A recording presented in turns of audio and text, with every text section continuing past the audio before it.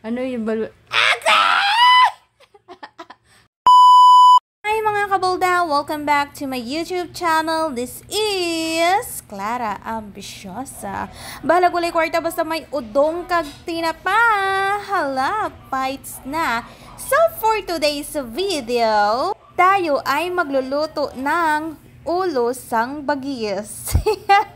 Opo mga kabalda, totoo po yan. Ulo po yan ng bagis at masarap yan. For today's video, tayo ay magtatagalog mga kabalda kasi iba nating mga friends ay hindi nakakaintindi ng karayaan. So, ang first step na gagawin natin mga kabalda is tayo ay maghihiwa ng kamatis. At ayun na nga, pagkatapos ng kamatis ay ang Bombay. Yung Bombay na may arawan na 50 per day. Charot lang. Ayan, sibuyas mga kabalda sa Tagalog. Slice lang natin yan mga kabalda ng to the max. At lagyan din natin siya ng garlic or bawang sa Tagalog. Slice lang yan mga kabalda. So, hindi rin nagpagpapahuli ang ating talong na hindi na fresh from ref. Meron na ba kayong idea mga kabalda kung ano ang tawag sa aking niluluto? Ito po ay tinatawag na pinangat na salmon. Kami magsabi dyan na bagis to. Joke lang yun mga kabalda. Ito po ay ulo ng salmon. So, ayan lang mga kabalda. Slice lang natin yung talong na dyan. Marami na yung mga mga sira. May mga uod na mga kabalda. So, alisin lang natin yan. Yun na nga. Tapos, may nakita rin ako sa may ref na sibuyas mura. Ayan. So, parang malapit na siya magkaroon ng bunga. Budo, saging lang may bunga. Charis lang. Mga kabalda, so slice lang natin, ang dahon ng sibuyas mura para ilakit natin. Ilakit natin doon sa ating fish na salmon. At ngayon, mga kabalda, fresh from bunlot. Ngayon, nagbunlot tayo doon sa labas ng tanglad or lemongrass. Pero teka, gahal si Scout sa labas, guys. Tapos ngayon, ayan na.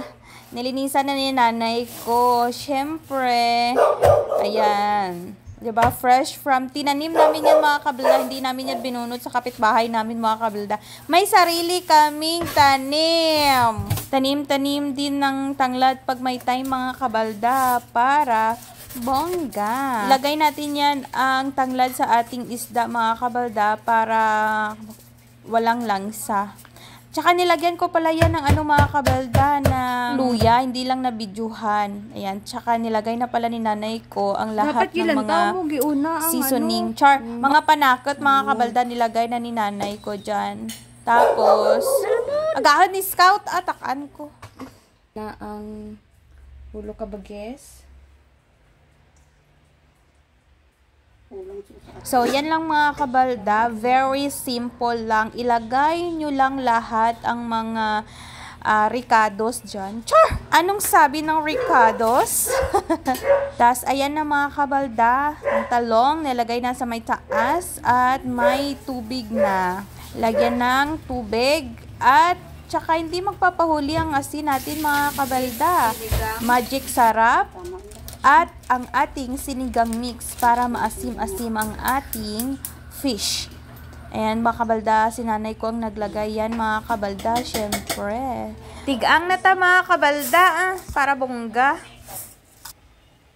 Pagkatapos natin magluto, hindi pa naluto ang ating mga kabalda, ang ating ulam. Syempre, magsaing na tayo para hab-hab to the max later.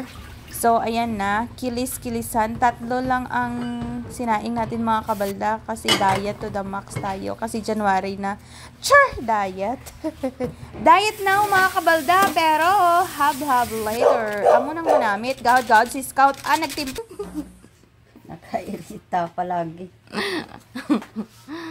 Ano ginambal mo na lang? Ano yung balon? Ang ginambal ko.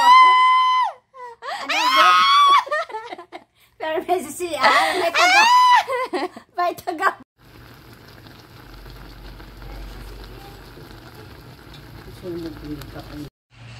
Ayan na po ang ating pinangat. Ayan. Ulo ng bagis. Yan. Diba? Daw gipaksiw lang na nangging, no? Pero wala lang daw. Ha? Ayan siya, guys. Yan. So, partnera natin ng, of course, rice is life with, ayan. Let's eat, guys. Be, isang subo nga dyan, be. Sample na isang subo dyan, be. Be?